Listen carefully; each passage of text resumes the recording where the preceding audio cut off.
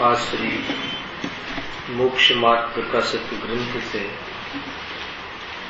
માર્ગ બતાવવા માટે અજવાળું છે. માર્ગ એટલે મોક્ષ માર્ગને પ્રકાશક બતાવનારો આ ગ્રંથ છે. એના પ્રથમ અધિકારમાં મંગલાચરણના અર્થમાં પંચી પરમેષ્ટિને જે યાદ કર્યા છે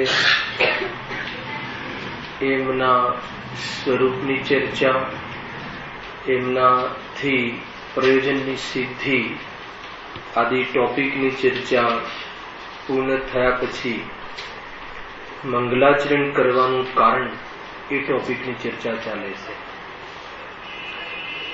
એના પૂર્વમાં કહ્યું કે અર્યંત આદિક જ પરમ મંગલ છે, તેમાં ભક્તિભાવ થતા પરમ મંગલ થાય છે.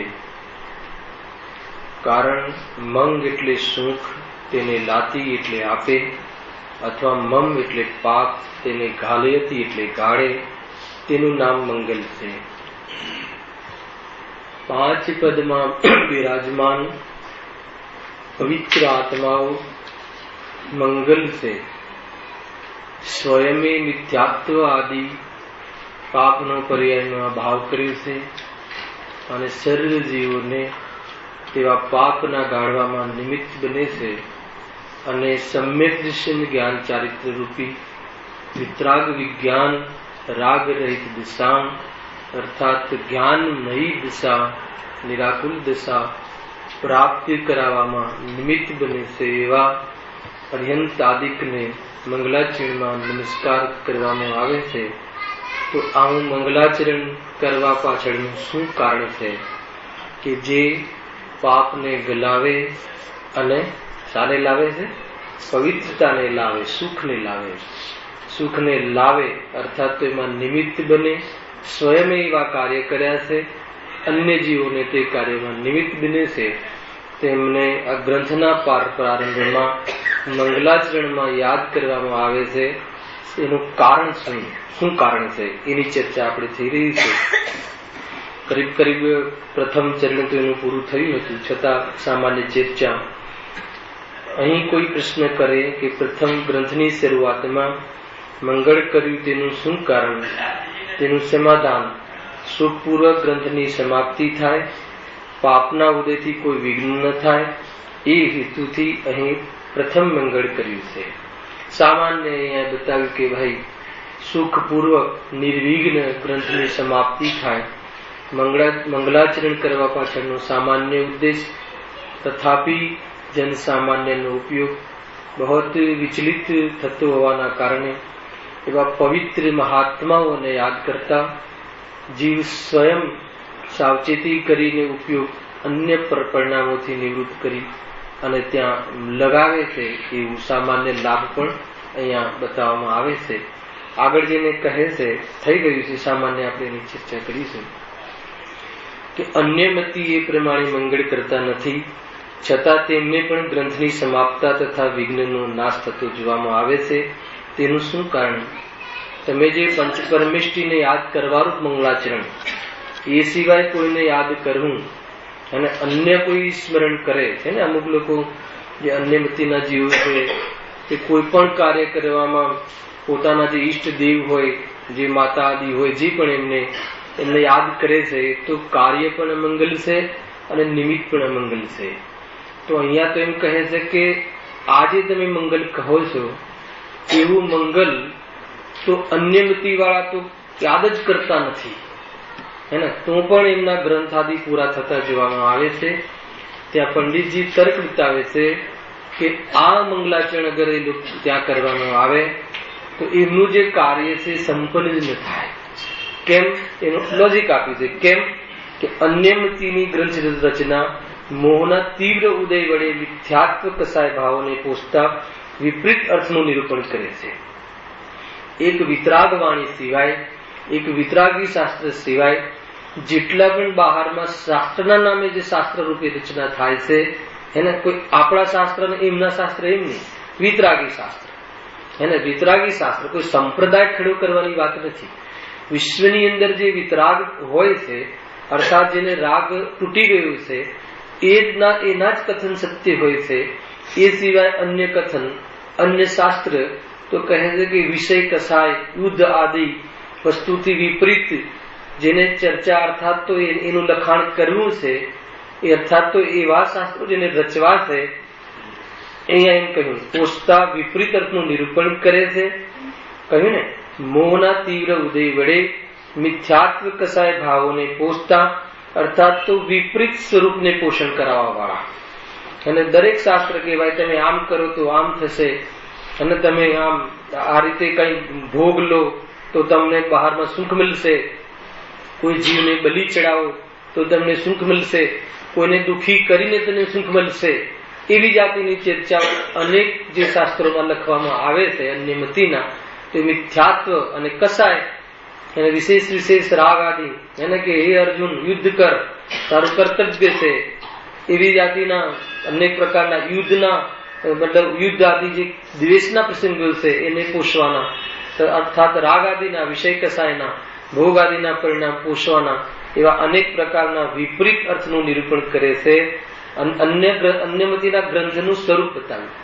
વિતરાગી ગ્રંથ સિવાય અર્થાત તો 4 અનુયોગ સિવાય જેટલા પણ અન્ય ગ્રંથો છે એમાં આ જ કાર્ય હોય છે, એમ અહીંયા કહ્યું.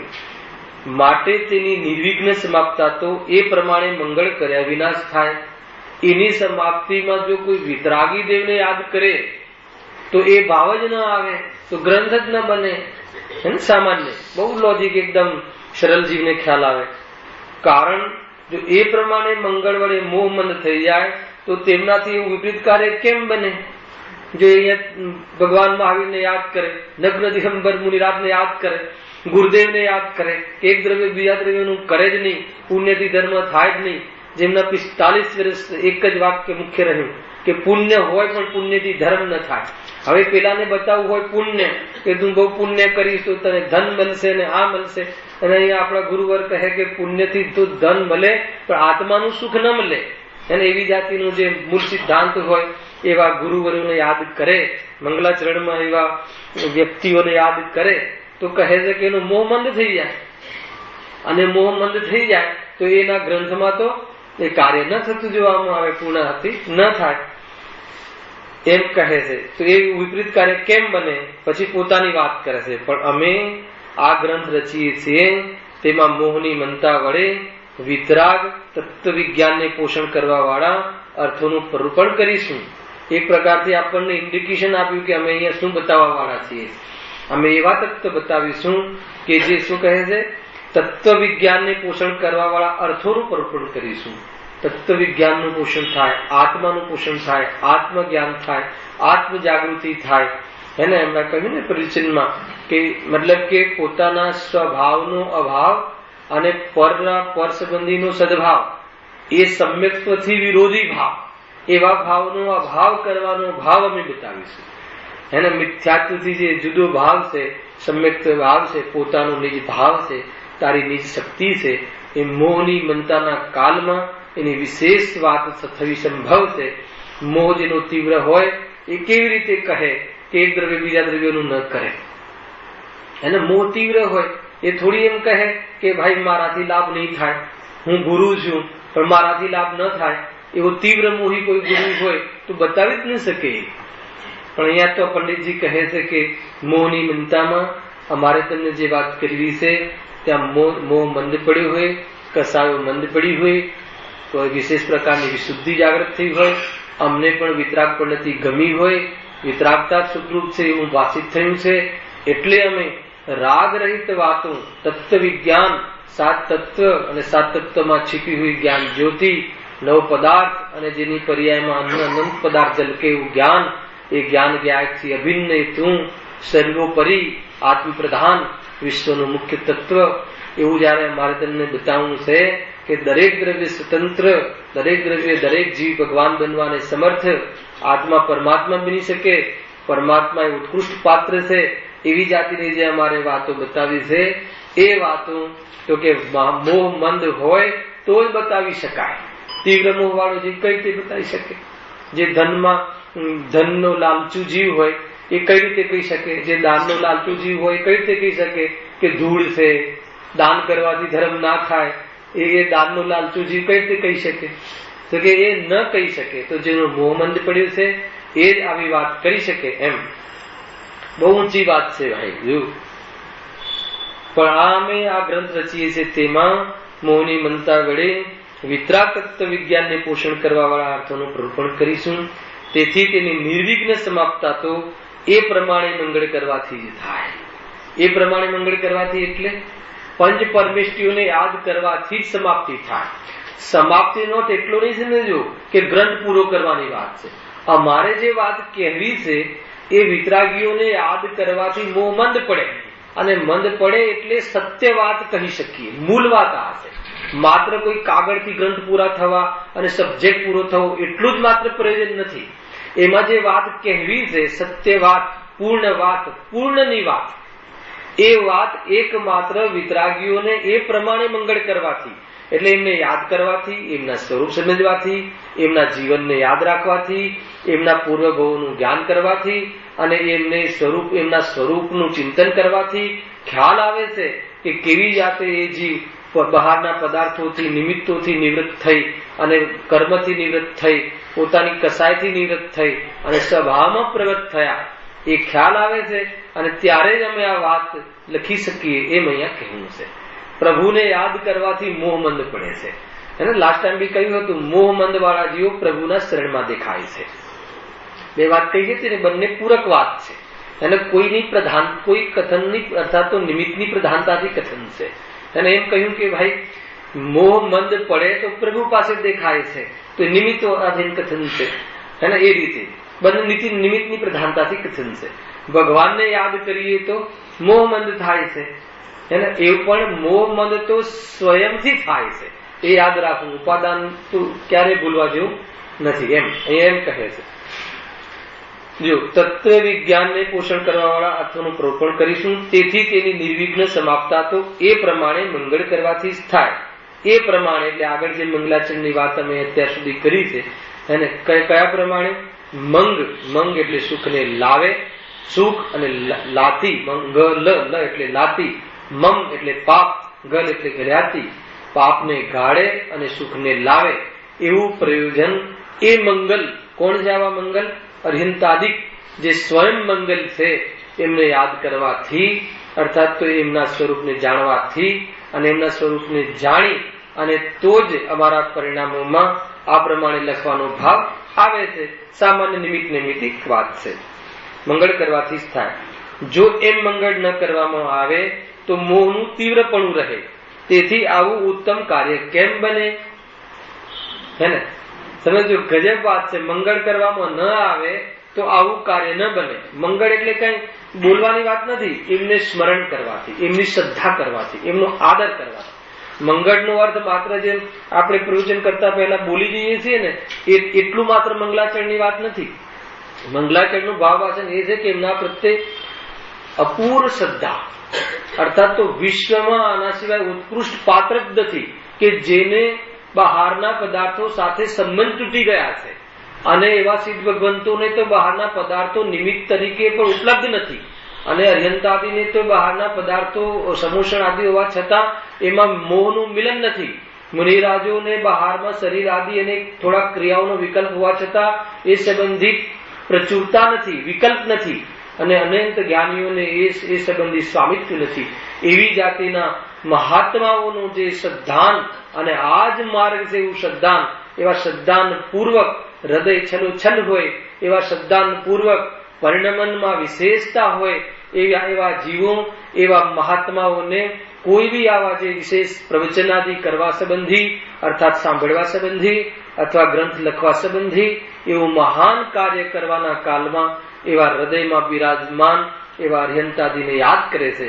યાદ કરતાની સાથે બેઠેલા, સામે સભામાં બેઠેલા જીવો પ્રત્યે કોઈ જીવ પ્રત્યે દ્વેષ કે રાગ ન રહે, કોઈ જીવની વિશેષતાથી કહેવું એમ ન રહે, કોઈને ટોન મારીને કહેવું એવા ભાવ પણ ન રહે. એવી જાતિના જે ભાવ છે એનું શું થાય છે? લોપ થઈ જાય છે એવા કાળમાં. એ છે કોઈને દુઃખી કરવા ન કહે, એના દુઃખને દૂર કરવા કહે. કદાચ કોઈ જીવને ઉદ્દેશીને કહે તો પણ એ ઉદ્દેશથી કહે, કયા ઉદ્દેશથી? કે એના દુઃખને દૂર કરવા કહે. તો એવી જાતિની વિશેષ વિવેકપૂર્ણ પ્રક્રિયા એ રીતે સંપન્ન, શાસ્ત્ર જેટલું પણ લખાય, જેટલા પણ પૂરા થાય, આયુ ઓછું હોય તો પણ જેટલું પૂરું થાય, તો આ રીતે સંપન્ન થાય, વિશેષ રીતે સંપન્ન થાય. એટલા માટે વિતરાગી દેવોને, દેવશાસ્ત્ર ગુરુને, અર્યંતાદિઓને કે જે મંગલ છે એમને મંગલાચરણ અર્થાત એમનું આચરણ, એમના માર્ગે જવાની પ્રતિજ્ઞા અને એ સંબંધી એમને યાદ કરવાની એક પ્રકારે અહીંયા પદ્ધતિ છે. ખ્યાલ આવે છે કે નહીં? ગયા વિગત પીરિયડમાં કોઈ અલગ એંગલથી કહ્યું હશે, અત્યારે અલગ ભાવનું જે ઉદ્દેશ છે એક જ છે. કહેવાની શૈલી બદલાય છે, પરંતુ કથન પદ્ધતિ બદલાય છે, પણ કહેવાનો ભાવ એક જ છે કે આ મંગલ છે. એમ ગજબની વાત છે. જો એમ મંગળ ન કરવામાં આવે તો એ મોહનું તીવ્રપણું રહે, હે ને? અર્થાત તો એમને યાદ જ કરવામાં ન આવે અને દુકાને બેસીને ઘરાક આવ્યો હોય ને એ વખતે લખવા બેસે તો કહે છે કે આ કાર્યમાં જે અમારે કહેવું છે એ પ્રમાણે સંભવ નથી. ખરેખર જે ઉપદેશનું કાર્ય છે ને એ મુનિરાજોની મુખ્યતાથી કહી દીધું હોય. પૂરા મતલબ કે ઉપદેશ મુનિરાજોને જ હોય, હે ને? ઉપદેશ પંચપરમેષ્ઠીઓને જ હોય. આપણે તો વ્યાખ્યાન ચર્ચા આદિ કરીએ છીએ, સમાન જીવો છીએ આપણે.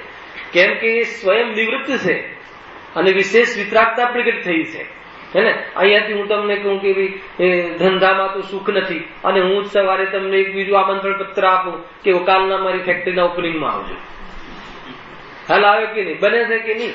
કેમ કે હજુ એટલા રાગ બાકી છે અને નિવૃત્તિ વિશેષ નથી. તો જીવ કહે તમે ફેક્ટરી પર ફેક્ટરી કરતા જાઓ છો અને અહીંયા એમ કહો છો કે એમાં સુખ નથી. ત્યારે એટલા માટે ઉપદેશ તો જે સંપૂર્ણ નિવૃત્ત હોય એનો લાભવું પડે છે, એને આપણે તો એમને કહેલા કથનો દ્વારા વિશેષ આપણામાં જાગૃતિ લાવવાનો પ્રયાસ કરીએ છીએ.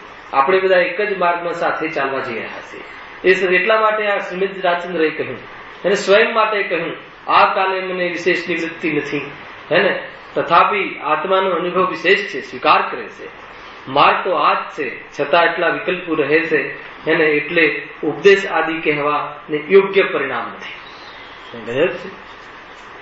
જ્ઞાનીઓની દિશા તો જોયો તો કહે મુનિરાજોનું કામ છે, કેમ કે સંપૂર્ણ પૂરું જીવન એમાં લગાવ્યું છે.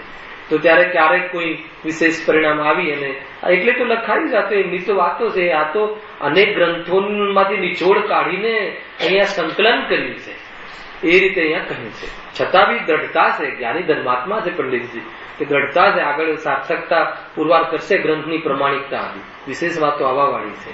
એમ બહુ જ આનંદદાયક ગ્રંથ છે.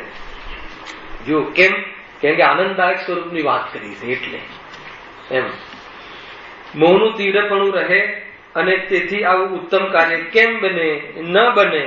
તીવ્ર કસાય વાળો જીવ, હે ને? તીવ્ર કસાય હોય, માની લો કે ઇવન એમ નથી કે 5 ઇન્દ્રિયના વિષયમાં જ તીવ્ર કસાય. માની લો કે તત્વમાં પણ જીતુભાઈ આપણે 12 મળ્યા માની લો 5 મિનિટ પહેલા અને તીવ્ર કસાય આવી ગઈ, તમે કહો કે નહીં આ જ સાચું, હું કહું કે નહીં આ જ સાચું, તો એટલી તીવ્ર કસાય સાથે ગાદી પર બેસવાનું યોગ્ય નથી. ભલે વાત આ હોય, વિષય આ હોય, કસાય તીવ્ર થઈ ગઈ ને એટલે એ જીવ અંદરમાં આચાર્ય કે શાસ્ત્રમાં કહ્યું હશે એ પ્રમાણે માનવા તૈયાર નહીં થાય ને પોતાની વાત સાચી છે સિદ્ધ કરવા અનેક પ્રકારની ભૂલો કરશે, હે ને? એ પછી અન્યમતીની વાત થઈ ગઈ. અન્યમતી ભલે ગાદી આ હોય એનાથી શું થઈ ગયું?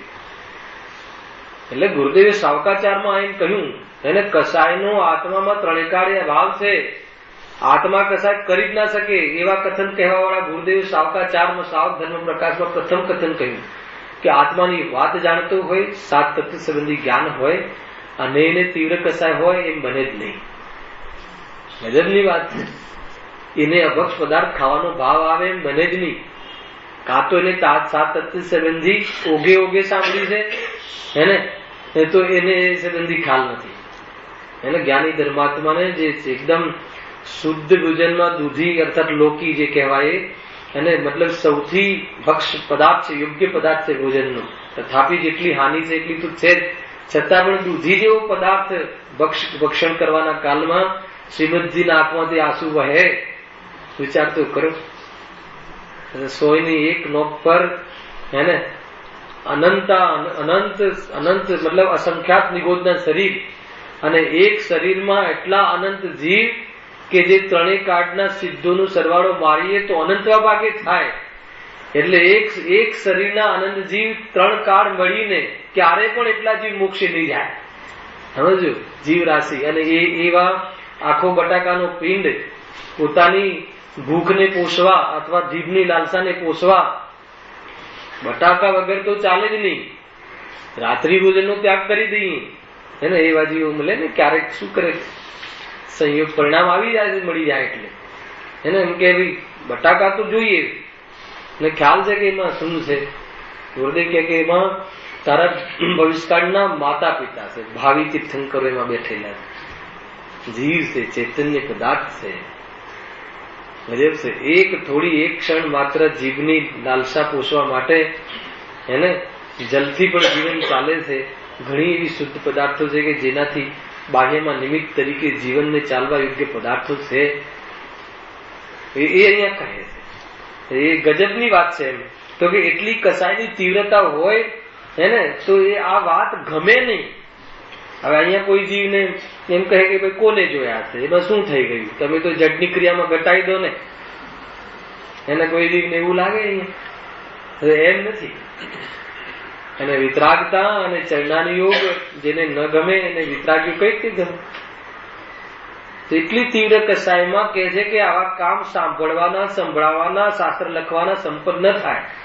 એટલે ભૂમિકા બી સુંદર, અંદરમાં સ્પષ્ટ સ્વચ્છ, અને ઉદ્દેશ તો શુદ્ધાત્માનો, છતાં એવા શુદ્ધાત્માની જ્યાં આમંત્રિત કરવાનું છે, અર્થાત એનું સામર્થ્ય પ્રગટ થવાનું છે. પર્યાય પણ કેટલી, મતલબ એક પ્રકારથી શુદ્ધ, અર્થાત તો એનું પોત પણ કેટલું સુંદર.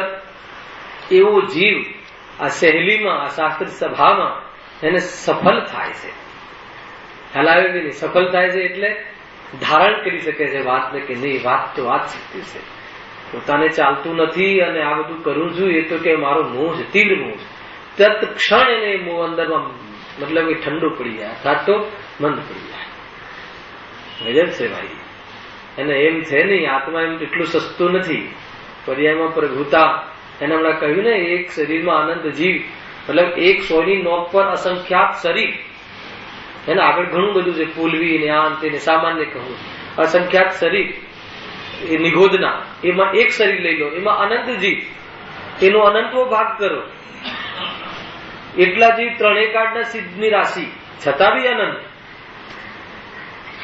હવે એમાં જવું હોય તો ભૂમિકા કેવી હોવી જોઈએ?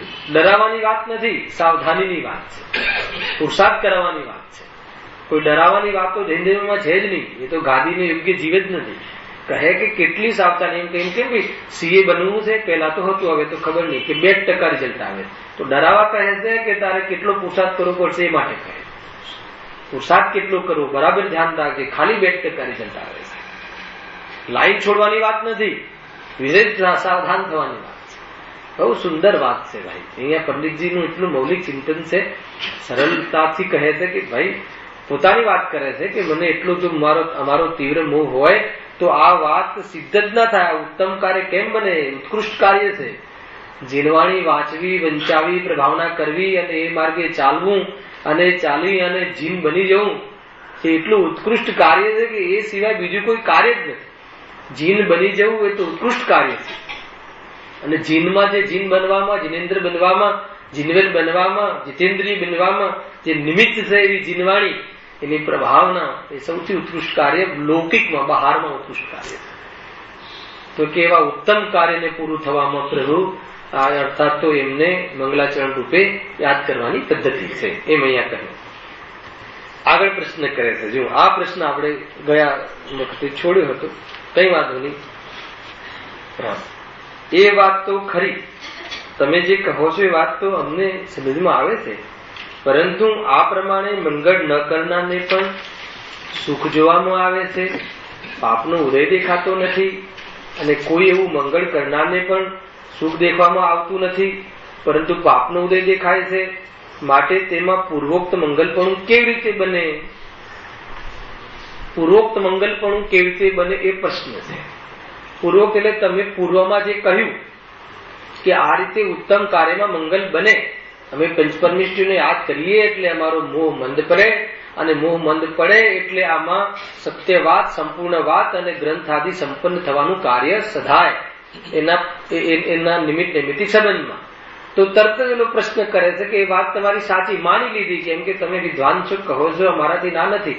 પણ લોકમાં અમે જોઈએ છીએ કે જે આ પંચપરમેષ્ઠી તો કોઈ ભગવાન છે એ તો એમને ખબર જ નથી. અને જૈન મંદિરો અમુક કન્ટ્રીઓમાં તો છે જ નહીં. કોઈ જીનેન્દ્ર નામના કોઈ ભગવાન અર્થાત તો વિતરાગી દેવ હોઈ શકે. એ તો દેવ ગતિના દેવોને દેવ માનવા વાળા જીવો છે, કેમ કે બંનેનું નામ એક સમાન છે. એક છે વિતરાગી દેવ અને એક છે દેવ ગતિના દેવ. અસુર દેવ, આ દેવ, તે દેવ, એમાં કોઈ સમ્યક દ્રષ્ટિ બી હોઈ શકે, કોઈ મિથ્યા દ્રષ્ટિ બી હોઈ શકે. 16 સ્વર્ગ વાળા દેવ કે જે દેવ ગતિમાં વસે છે એવા જીવો દેવ. દેવ ગતિ નામ કર્મના ઉદયથી જે જીવો છે ને દેવ કહે છે કે નહીં એવી વ્યાખ્યા. તો એ બધા દેવ, તો એને દેવ માને છે. આ કોઈ આ 4 ગતિ સિવાય અને શરીર સિવાય કોઈ ભગવાન સિદ્ધ હોય એવી જેને ખબર નથી એ તો ઠીક, પણ એમને જે પોતાના ઈષ્ટદેવ માને છે એને પણ યાદ કરતા નથી, તો પણ એમના કામ સંપન્ન થતા જોવામાં આવ્યા. હાલમાં આવ્યું કે નહીં ધર્મ બરમ શું એમ. અને આ વાત લાસ્ટ ટાઈમ બી કહ્યું હતું કે આ મતલબ કે જનજનનો પ્રશ્ન છે. જનજનનો પ્રશ્ન છે કે અમે તો મતલબ કે એવું જોયું છે કે ધાર્મિક જીવોને તો એટલી બધી તકલીફો આવે છે એને કે એને મતલબ કે એમ કહી દેવું જોઈએ કે ધર્મ ધર્મ કર્યો આખું જીવન, એના કરતા આ કઈ કર્યું હોત તો હે ને બહારમાં ધન આદિ મળત ને ઇજ્જત મળત. એટલે જીવ સરવાળે એ કન્ક્લુઝન પર આવે છે કે ધર્મ તો કરવા જેવું નથી. કેમ કે ધાર્મિક જીવોને તો ઘણી તકલીફો જોઈ. 2-4 ઉદાહરણ બી આપ્યા હતા. બનારસી દાસ લઈ લો, હે ને જેટલા બી વિદ્વાનો, કેટલા બી, જેમ કે પ્રુડન્ટલ રીઝ્યો ને, મતલબ કે આ વાત લખતા લખતા હાથીના નીચે દબાવવામાં આવે, મરણને પ્રાપ્ત થયા. કે ચલો શું શું ઉકાળ્યું એમ કહે ઘણા જીવ. આ લખીને શું ઉકાળ્યું, આના કરતા લખ્યું જ ના હોત તો એવું થાત. ખ્યાલ આવે કે નહીં? ગજબ છે.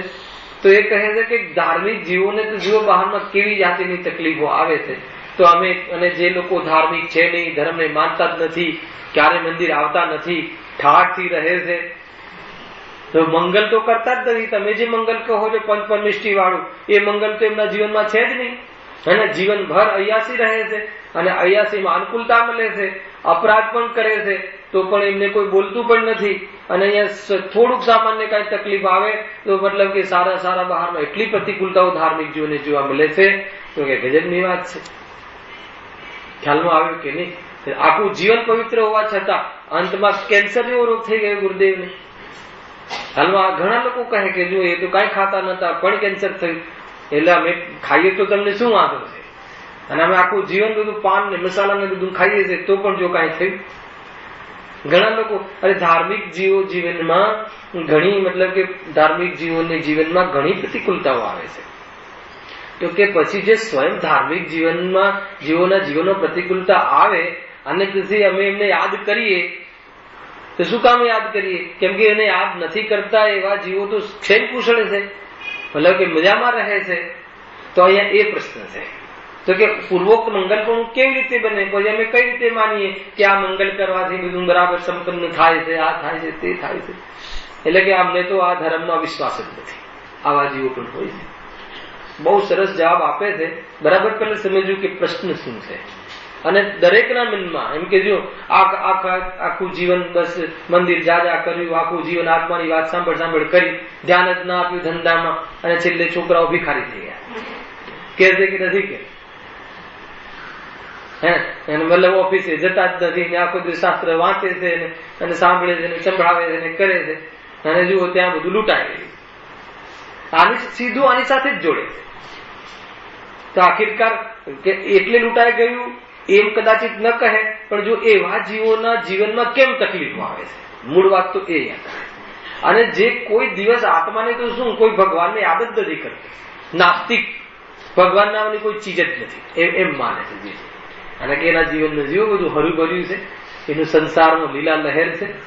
હવે એને ખ્યાલ નથી કે શું છે આ રહસ્ય શું છે. એને બહુ સરસ મૌલિક અહીંયા જવાબ આપશે. પ્રશ્ન ખ્યાલમાં આવવો જોઈએ કે તમે જયારે મંગલ કહ્યું કે એ પ્રમાણે મંગળ કરવું, પણ અહીંયા તો એમ કહો છો કે ભાઈ એ મંગળ જે નથી કરતા એવા લોકોના જીવનમાં પણ તો ઘણી બધી મતલબ અનુકૂળતાઓ આવે છે. હેને એ તેલિયા રાજાઓને જુઓ, હેને 88 જે જોઈએ એ બધું મળે. હેને પ્લેનની લાઈન હોય તો બી પહેલો નંબર એમનો લાગે, અને સમ્યક દ્રષ્ટિ હોય તો ધક્કા ખાવા પડે. ખ્યાલ આવ્યો કે નહીં? જીવને આ એવું છે ને કે મતલબ એ બહારનું ભૂલી જાય છે કે ધર્મ આત્માની પર્યાય છે, બહાર સાથે સંબંધ નથી. એ તો ધર્મ પ્રાપ્ત થયા પછી જે પુણ્ય બંધાય છે એ ચક્રવર્તી 63 સલાકા પુરુષોનું પુણ્ય બંધાય છે. પુણ્યમાં બી એટલા મહાન ધર્મના સાથે બંધાય છે, ના નથી.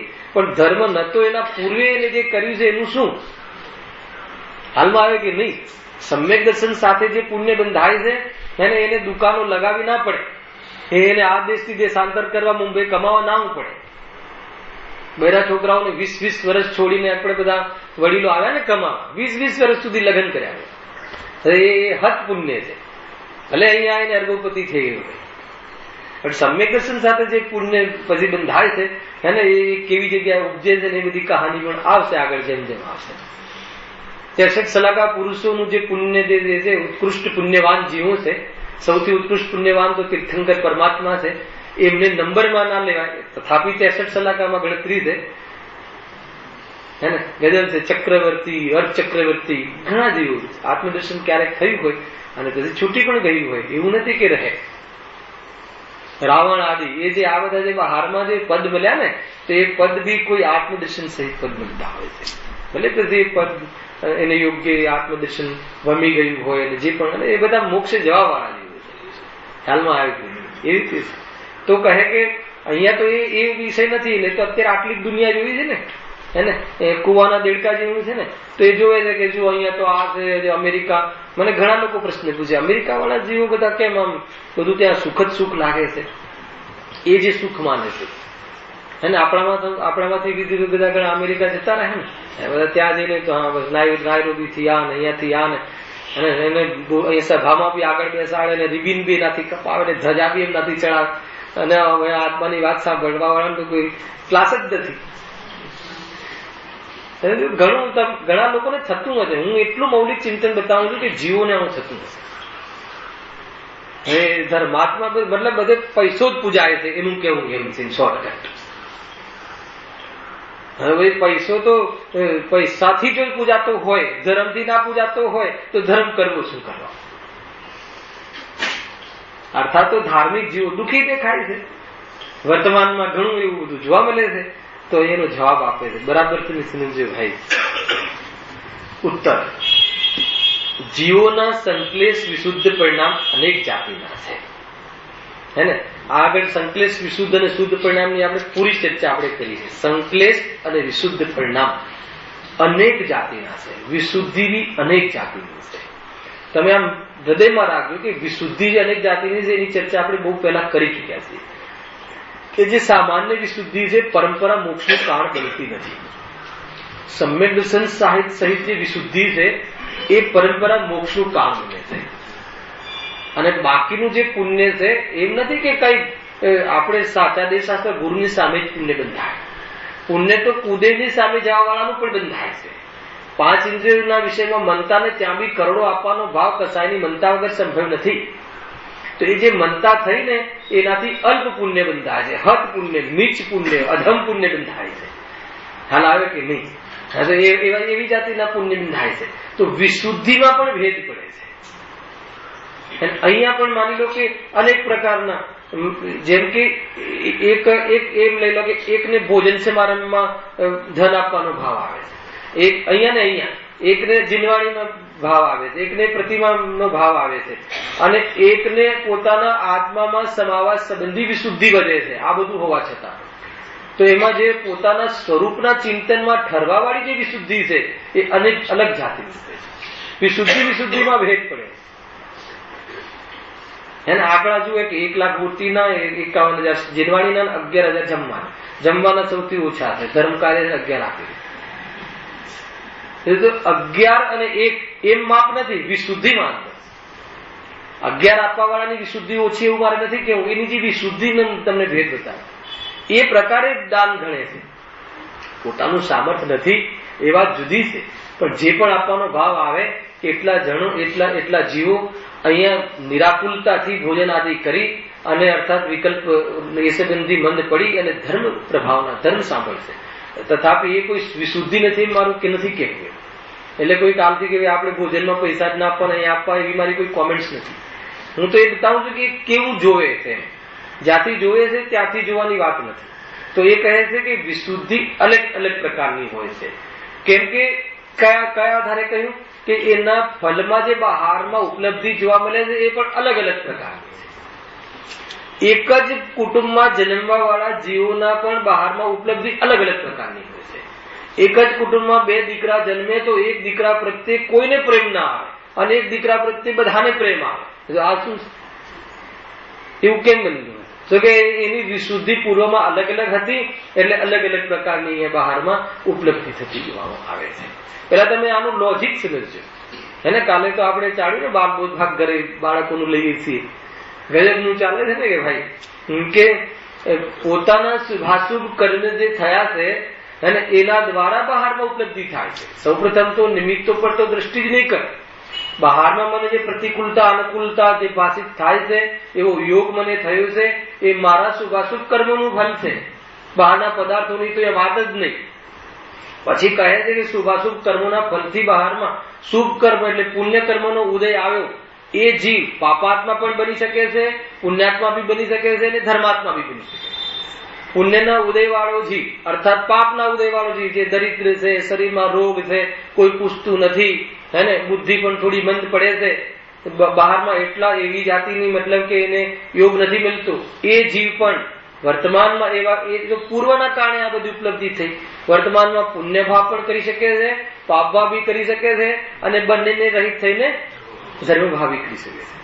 એટલે એ પોતે દ્વારા જે બંધાયેલા કર્મ છે એનાથી પણ ભેદ જ્ઞાન કરાવે. પકડ બી આ એ જ છે.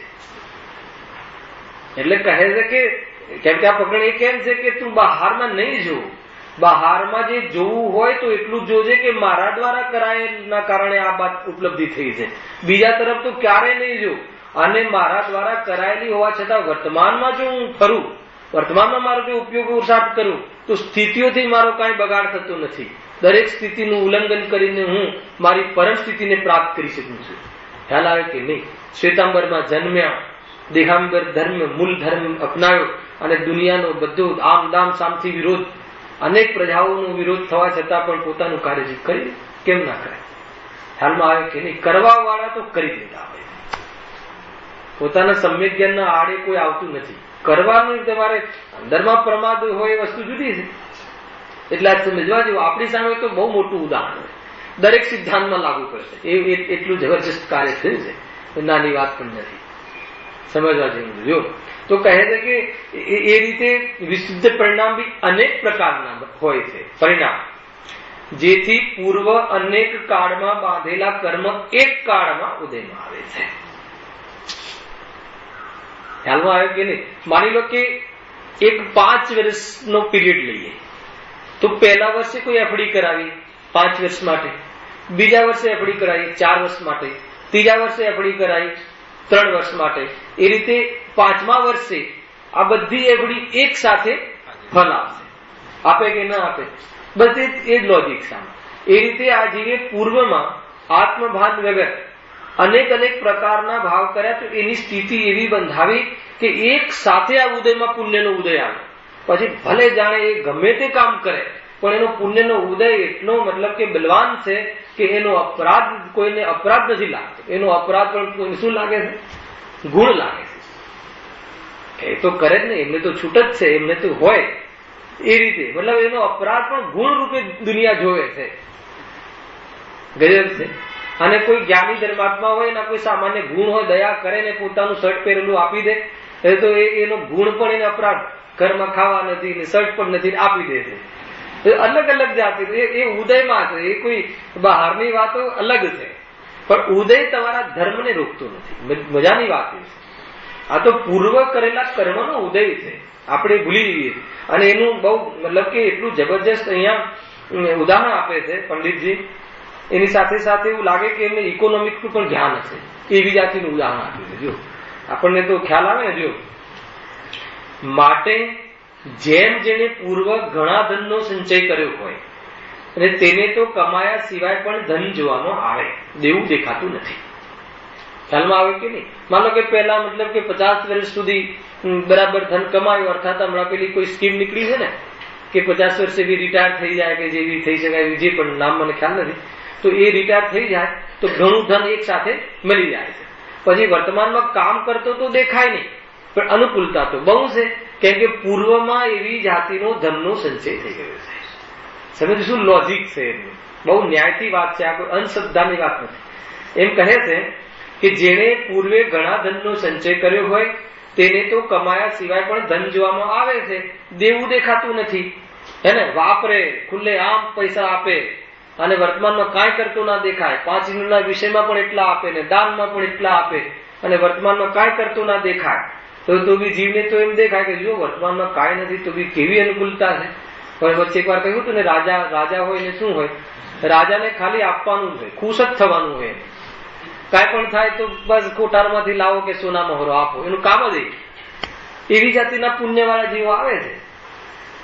હે ને? આગળના બાપ દાદા બરાબર મતલબ કે એવી જાતિના પરિશ્રમ કરીને પુણ્યના ઉદયથી જ મળતું હોવા છતાં બહારમાં ગઈ આખું ભાવ કાઢી નાખે અને એવા 100, 500, 1000 કરોડ મૂકી દે અને પછી બાળકો આવે પછી એને શું કરવાનું? પુણ્યમાં સીધું મળી ગયું, પછી રાજ કરે. એ રીતે બરબાદ થાય. પંચમકાલમાં તો બુદ્ધિ બગડેલી હોય છે, એનાથી શું કરશે? હે ને? અહીંયા તો વાત જુદી છે. જો પરંતુ જેને પૂર્વનું ઘણું ઋણ હોય, શું કહે, ઘણું દેવું કર્યું હોય, પૂર્વમાં આપણે ઘણું નુકસાન કરી નાખ્યું હોય અને તેને ધન કમાવા છતાં વર્તમાન ઇન્કમ બહુ હોય, ઘણું કમાતો હોય છતાં પણ દેણદાર દેખવામાં આવે છે, ધન દેખવામાં આવતું નથી. મતલબ આપણે પૂર્વમાં એટલું દેવું થઈ ગયું હોય, પેલો વર્તમાનમાં કોઈ કમાતો નથી, એ ખર્ચાઈ રહ્યું છે, અને આપણે કોઈ વર્તમાનમાં પૂર્વમાં ઘણું દેવું કરી નાખ્યું હોય અને ધન આપણે કમાતા હોઈએ તો પણ દેવું ને દેવું જ દેખાય. તો કોઈ ધન કમાવાનું છોડી દેશે કે દેવું ને દેવું તો રહે છે, એના કરતા કમાવું જ ન સારું, પેલો તો કાંઈ કરતો નથી તો પણ દેવું નથી.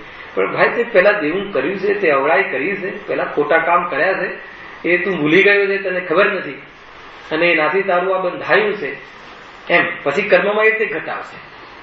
અહીંયા તો આપણને ખ્યાલ હોય કે પહેલા આપણે નુકસાન કરી ચુક્યા છે, આપણે મતલબ કેવી રીતે નુકસાન કરીએ એ બધું ખબર છે, એટલે અહીંયા તો ધન કમાવાનું ચાલુ જ રાખે છે કે ભાઈ એ કમાશું તો આગળનું દેવું કપાશે ને પછી પ્લસમાં આવીશું ને પછી આપણે પણ એવા દિવસો આવી હશે એમ. અહીંયા તો બધું બરાબર બુદ્ધિ લગાવે છે, પણ પેલું તો એને પૂર્વ ભાવ જેવું કઈ એને પૂર્વ જન્મ ને પુનર્જન્મ બે માનતો જ નથી. આજે એને એમ દેખાય છે કે આટલું જ જીવન છે, પૂર્વ જન્મ અને પુનર્જન્મ. આગળના પૂર્વ જન્મમાં શું કર્યું એક અને પુનઃ પછી કોઈ જન્મ હશે, એ બે વાત જીવને ખબર જ નથી. જે છે આટલી જેની દુનિયા માને છે અને અત્યારે દેખાય છે કે અમે મજા કરીએ છીએ, તમે તો શાસ્ત્ર વાંચી દુઃખી થઈ રહ્યા. બે જ વસ્તુ દેખાય. ખ્યાલ આવે કે નહીં? આપણે એને ધર્મની વાત બતાવવા જઈએ, એ કહે કે તમે અહીં આવી જાઓ ને, રાત ચાલ્યા કરે.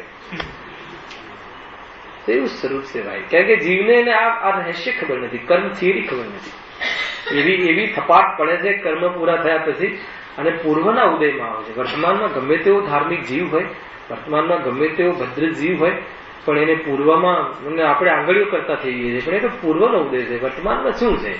વર્તમાનમાં તો જો એક બીજું બી લોજિક છે કે ગુરુદેવ હવે આગળ પછી ક્યાં જવાના અને ક્યાં ગયા? દેવગતિમાં. નક્કી છે ને, સમ્યક દર્શન અહીંયા પ્રાપ્ત કર્યું તો દેવગતિ. હવે અહીંયા જે એમને શરીરનો રોગ થયો અને જો અહીંયા ઉદયમાં ન આવે તો ઉદયમાં ક્યારે આવે? કેમ કે દેવોના શરીરમાં રોગ થતો નથી.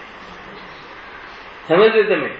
જે અહીંયા આપણે ભોગવી લઈએ છીએ ધાર્મિક જીવોના જીવનમાં જે નિજરા થાય છે, કેમ કે પછી તો એ સ્વર્ગમાં જવા વાળો જીવ છે અને ત્યાં એ ભોગવવાના સ્થાન નથી, એટલે અહીંયા એ જલ્દી એની ફીસ આપી દે છે. આ બી એક લોજિક છે. કહેવા પૂરતું મતલબ સાંત્વના માટે નથી, સ્વરૂપ છે. જેમ પેલા કેવલી ભગવાન સમુદ્રાત કરે છે ને, એમના અમુક કર્મોની સ્થિતિ વધારે હોય અને એમનું નિર્વાણ પછી થવાનું કાલ ઓછો હોય તો સમુદ્રાત કરીને બાકીની સ્થિતિ કેવી થઈ જાય છે? ઘટી જાય છે. એમ અહીંયા કોઈ ધાર્મિક જીવ હોય, હવે નક્કી એ સમય ક્યાં જાય? દેવમાં દેવ ગતિમાં જ જાય. જ્યાં અહીંયા કેમ કે વિશેષ સ્થિરતા કરીને મોક્ષ જવાનો પુરુષાર્થ તો છે નહીં, અને ઉત્કૃષ્ટ કાર્ય કર્યું છે તો એમાં સ્વર્ગ આદિ મળે છે. અને સ્વર્ગ આદિમાં ત્યાં કોઈ રોગ કે ત્યાં કોઈ એવું ભોજનની ભૂખ કે એવું દુકાન એવી જાતિના તકલીફો હોતી નથી. કે એ બધું જે હોય અહીંયા જ આવી એક સાથે ઉદયનાથી થઈને ગજબ છે. આપણને એમ લાગે કે તકલીફ આવે છે. જ્ઞાની તો એ વખતે પણ સ્થિર હોય. જ્ઞાનીની જે સોચ જુદી હોય. રાજેશભાઈ એમ વિચારે છે કે આ બધા પહેલા તો ઉદય આવે છે, આત્મામાં કાંઈ નથી આવતું તો એનો મોટો ઠેકો છે. સ્વામિત્વ બુદ્ધિ તૂટી ગઈ છે એ તો એની એટલે તો સીધો જ એવો છે. હાલમાં આવે કે નહીં, પર પદાર્થો છે ને ઉદયમાં સ્વામિત્વ બુદ્ધિ નથી. પરા ઘેર પરણો મારે શું ખ્યાલ આવે કે નહીં? પડોશમાં પરણો આવે એમાં આપણા ઘેર શું કામ લાગશે બનાવ્યા ખ્યાલ આવે કે નહીં? એવી વાત છે. એટલે કહે છે કે એને તો બધું પડોશીમાં દેખાય છે. અને જેટલું પણ લક્ષ્ય બને છે એટલી જે આકુલતા રહે છે એ આકુલતાની સામે સ્વભાવ વિશે જાગૃત થાય છે. જ્ઞાની ધર્માત્મા નિર્જરા કરે છે એટલે અલ્પ સ્થિતિ અલ્પ ફલવાળું પરિણામ બંધાય છે. એમને વિશેષ સ્થિતિ નથી બની.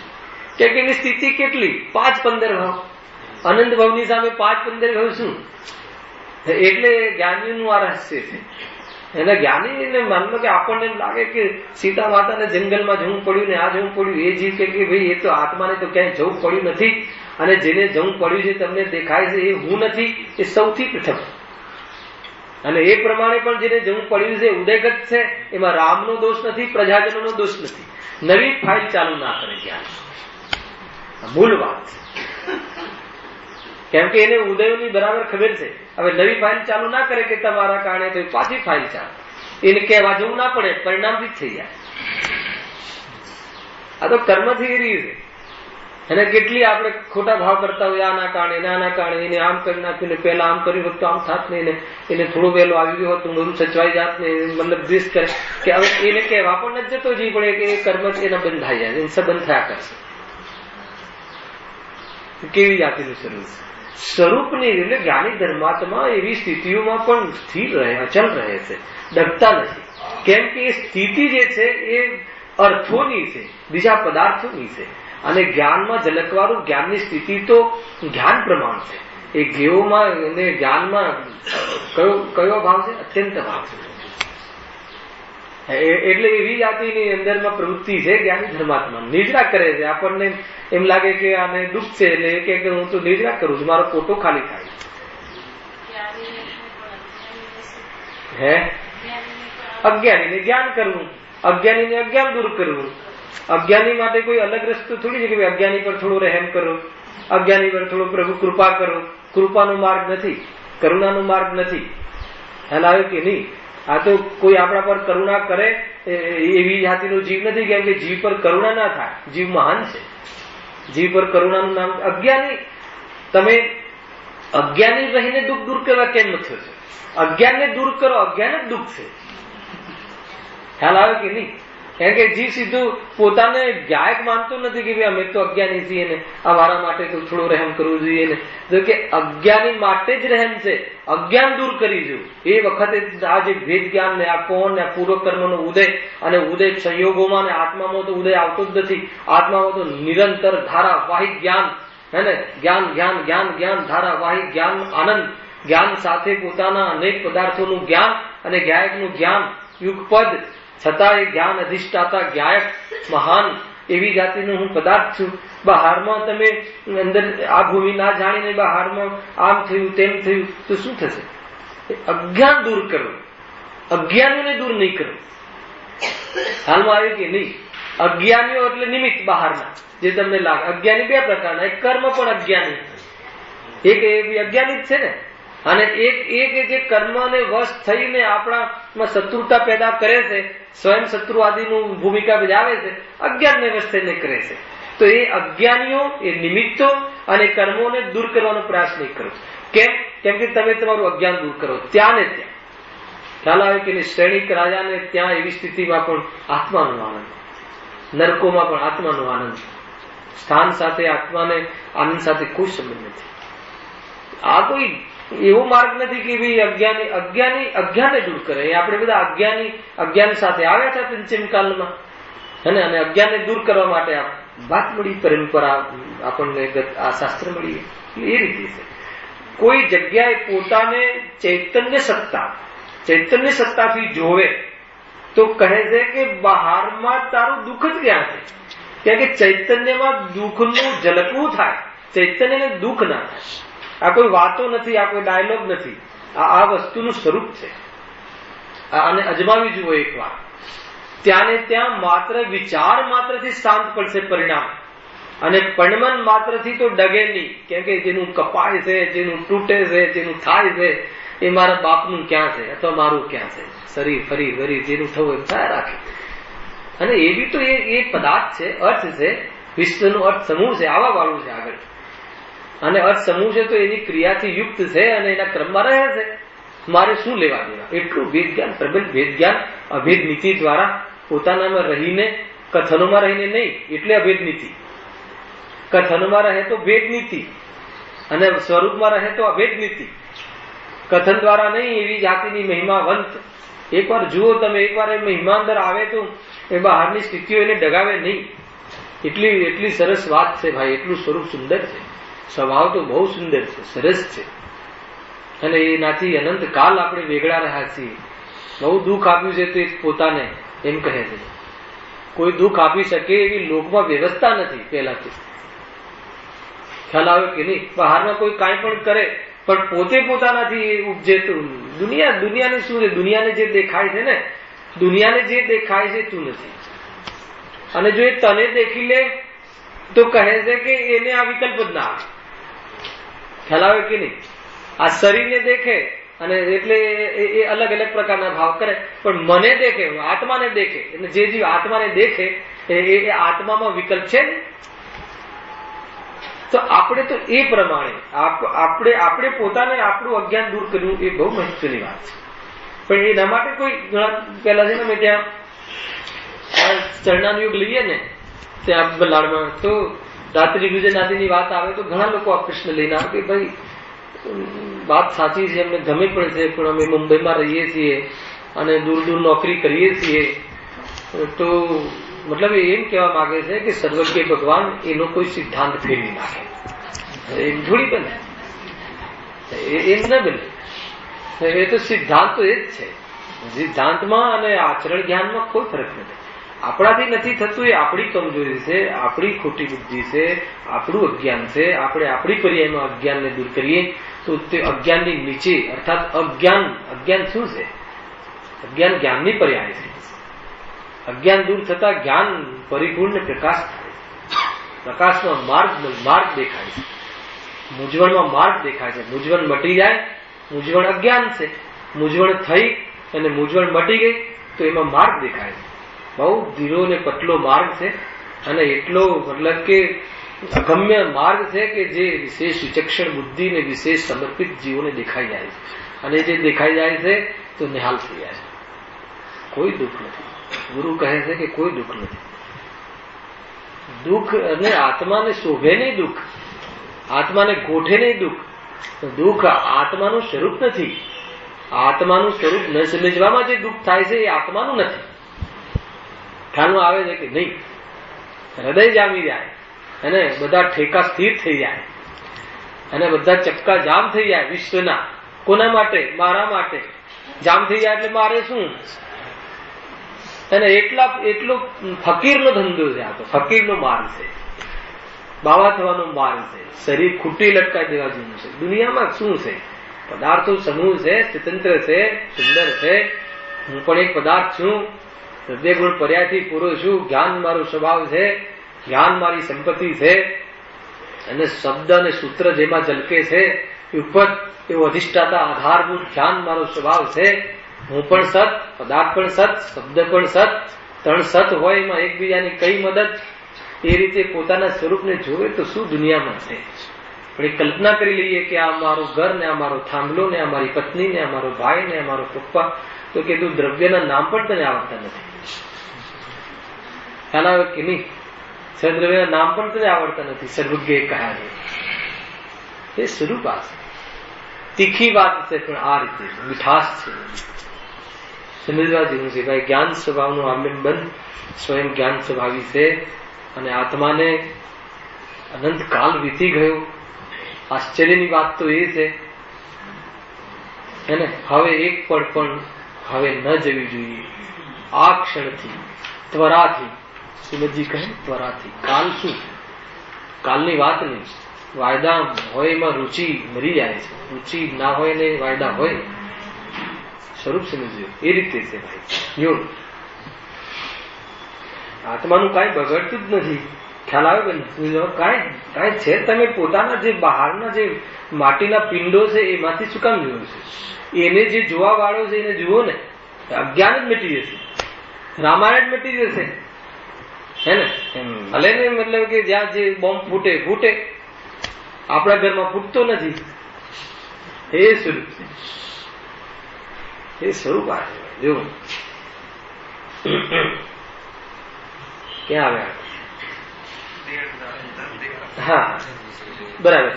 ઋણ હોય તેને ધન કમાવા છતાં પણ દેણદાર દેખવામાં આવે છે, ધન દેખાતું નથી, હે ને? કેમ કે એ ધન કમાય છે પણ ઋણમાં ચૂકવાઈ જાય છે, અને એ રીતે આગળ કે છે. પરંતુ હજુ લોજિક છે. ઉદાહરણ, વિચાર કરતા કમાવું એ ધન થવાનું જ કારણ છે, પણ ઋણનું કારણ નથી. જે કમાઈએ છીએ એ તો ધન વધવાનું કારણ છે. દેવું થાય છે એ કારણ, દેવું તો કપાય છે, પણ એ તો ત્યાં તો ખ્યાલ આવે છે. કર્મમાં એને ખ્યાલ નથી આવતો. કોઈ એમ સમજે કે આ તો કમાતો નથી તો પણ મસ્તીમાં રહે છે, અને આપણે કમાઈએ છીએ તો એ દેવું ને દેવું રહે છે, એમ કરીને કોઈ કમાવાનું છોડી દે તો લોકમાં એને મૂર્ખ સમજે છે. પરંતુ લોકમાં એવું મૂર્ખ કોઈ હોતું નથી. કેમ કે એને ખ્યાલ આવે છે કે ધન કમાવું એ તો ધનનું કારણ છે. આપણે કમાઈએ છીએ એ તો ધન પેદા કરે છે, અને આ ધન જેટલું પેદા થઈ જશે કે ઋણ ખતમ થઈ જશે તો આપણી પાસે ધન કમાવામાં અર્થાત એ પોષણમાં આવી જશું. એ રીતે છે. એટલે કોઈ કમાવાનું બંધ કરતું નથી. એને કોઈ એના પરથી આપણે કર્મ પર જશું કે ધર્મ કરીએ છીએ પણ કાંઈ થતું નથી. અને પુણ્ય ધર્મ આ નિમિત્ત પ્રધાન છે. બહારમાં તત્વ ચિંતન આદિ તો કે એમાં પણ એવું પુણ્ય જે તમારું બંધાય છે, પરંતુ પૂર્વના ઉદય આવે છે ને ખરે છે, પૂર્વનો ઉદય આવે ને ખરે છે. આ નવું પુણ્યનો સંચય થાય છે, અને એની વચ્ચે ઇન બિટવીન એક કસાયની મનતામાં ધર્મ પ્રાપ્ત કરી લે તો પુણ્ય પણ નિવૃત્ત થઈને પરમાત્મા બની જાય છે. બહુ મોટી વાત નથી, બહુ સરળ છે. ધર્મનું આટલું જ છે સ્વરૂપ. ક્યાંય ફરવા જવાની જરૂર નથી, ક્યાંય રખડવાની જરૂર નથી. અને વિશેષ વિશેષ વિશેષ વિશુદ્ધિમાં બહુ તીર્થક્ષેત્રો કરવાનો ભાવ પણ ઠંડો પડી જાય. એક ક્ષણ બી શું કેટલા ભગવાનોને પૂજીશું વિતરાગીમાં પણ આવે તો ત્યાં જ આવે, એ યાદ રાખવું. અહીંયા મન ના ચાલતું હોય, મન મતલબ કે વિશેષ સ્થિર ના થતું હોય તો પછી આવે તો પછી ચલો ભાઈ મુંબઈના દેવ દર્શનમાં બધા મંદિરોમાં તમે કાલ ગયા હતા ને એ રીતે. પરંતુ મન લાગતું હોય તો ઉપયોગ ત્યાં પણ રખડાવા જેવું નથી. સ્વાધ્યાય ને અભ્યાસ, સ્વાધ્યાય બાહ્ય અને અભ્યસ્ત રહેવું બહુ મજાની વાત છે. વિશેષ વિશેષ પરિણામો ત્યાં શિથિલ થતા દેખાય તો સ્થૂલ અવલંબન રૂપે યાત્રા પ્રવાસ એ રીતે. વિશુદ્ધિમાં ફરવાનું વધારે મતલબ આ છે વિશુદ્ધિના જ ભેદ. વધારે ઉછલકૂદ ને વધારે ફરવું એ વિશુદ્ધિની મંદતા છે, એ મંદ વિશુદ્ધિ છે. અને તીવ્ર વિશુદ્ધિ હોય મતલબ ઉત્કૃષ્ટ વિશુદ્ધિ હોય તો શાંત ચિત્તે વિચાર કરે અને શાંતિથી એક ખૂણામાં બેસીને વિચાર કરીને પોતાના જીવનને સામાયિકના કાલમાં ઢલાન કરે. ઘણું બધું છે સમજવા જેવું છે. અને આ બધું બુદ્ધિપૂર્વક થતું નથી, પરિણામોના આધારથી થાય. કેમ કે એમાં એવી જાતિની વિશુદ્ધિ થતી નથી, પણ એક શાંતિથી ભગવાનની પ્રતિમા જે બી હોય આપણા ક્ષેત્રોમાં હોય જ્યાં પણ હોય, અને તે શાંતિથી બેસીને ચિત્ત લગાવીને એમના સ્વરૂપનો વિચાર કરે અને વિશેષ પોતાના સ્વરૂપનો આદર કરતો જાય તો એમાં ભગવાનનો ભેગો આદર થતો જાય છે અને એ પ્રમાણે કાર્ય થતું જાય છે. પણ એમાં શિથિલ પડે ત્યારે પછી વિશેષ નિમિત્તો પાસે એવી જાતિ જવાનો ભાવ આવે છે. આ યાદ રાખજો. જે યાત્રા પ્રવાસનો બી વિશેષ વિશેષ ભાવ આવે છે એમાં આ રહસ્યનો ખ્યાલ હોવો જોઈએ. કરવી ન કરવી એવી મારી કોમેન્ટ્સ નથી, એવું કોઈ જગ્યાએ કહેવામાં આવતું જ નથી. આવું હોય તો આમ થાય ને આવું હોય તો આમ થાય, બસ. એને ઉપદેશની ભાષામાં કહે કે કરવું, આમ કરો, ચિંતન વિશેષ કરો એમ. પણ જયારે ચિંતન વિશેષ ચાલે ત્યારે એમને સામે 100 પ્રતિમા હોય તો ઉપયોગ ના જાય, ત્યારે એનો ઉપયોગ વળ્યો છે ત્યાંથી અવલંબન છૂટ્યું એટલું. અને વિશેષ અવલંબન થાય તો ચિંતનની બી ઘરીમાં ના ભાષિત થાય, એ પણ ગૌણ થઈ જાય. આત્માનુભૂતિ કરી લે, મજાક કરે, તું પણ ભગવાન ને હું પણ ભગવાન, કોણ કોને જમે. વાત તો આવી છે ભાઈ. બહુ સમય ઓછો રહ્યો, પંચમકાલના આયુષ્ય હીન થઈ ગયા છે. ભાવ પણ ઘણા હીન છે. છતાં પણ કોઈ એક અમૃત ધારા મળી ગઈ છે ગુરુદેવના પ્રતાપે. વિચાર કરવો યોગ્ય છે. એ નાની વાત નથી. વિશેષ વાતોમાં આવવા વાળી છે. એને ક્યાં જશું? રોજ યાદ કરાવું પ્રવચનમાં લગભગ હમણાંથી. ક્યાં જશું? જે ગયા હશે ક્યાં ગયા હશે? ભરતભાઈ યાદ કરવી. ગયા ને માસા ક્યાં ગયા? યાદ કરવી કે વખત ક્યાં હશે જીવ અત્યારે શું હશે? તો અહીંયા બધું કરતા હતા એનું શું થયું? તો આપણું શું થશે? આપણા જ ઘરમાં ઉદાહરણ છે. સ્વરૂપ સમજવા જેવું છે ભાઈ. કોઈ જાતે એ 5-25 વર્ષની વ્યવસ્થા કરે છે, અનંતકાલ રહેવા વાળો છે, એની સામે જોતું નથી. 5-25 વર્ષ જે રહેવા આવ્યા છે મહેમાન ગતિએ, અને ત્યાં એ ઘરમાં સાફ સફાઈમાં લાગી જાય છે. અનંતકાલ રહેવા વાળો છે એના માટે વિચાર કરતું નથી. જે અનંતકાલ રહેવા વાળો આત્મા છે એનું શું થશે એના સામે નહીં જોઈએ તો ક્યાં ક્યાં પટકાશે, કેવા કેવા રૂપ ધારણ કરશે. સમજવા જેવું છે. એ જીવે આ એને સમજવા નથી લીધું.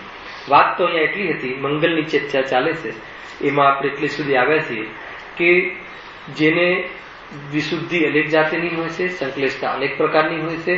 પૂર્વમાં મતલબ એમાં ઉદાહરણ આપી પંડિતજીએ કે ધન કમાતા હોય અને ઋણ બહુ હોય તો ઋણનું ઋણ રહેતું હોય છે જ્યાં સુધી ઋણ કપાય નહીં. તો કોઈ જે કમાવાનું જે છે ધન, તો કમાવામાં તો ધન જ બને છે, એ ત્યાં કોઈ એને શંકા થતી નથી. કેમ કે એને વાતની ખબર છે. એવી રીતે આ થયું ઉદાહરણ. અને આગળ હવે કર્મ સિદ્ધાંતમાં આ વાત કાલે આપણે એને ઘટાઈશું. બહુ વિશેષ વાત અહીંયા કાલે આવવા વાળી છે, એની ચર્ચા આપણે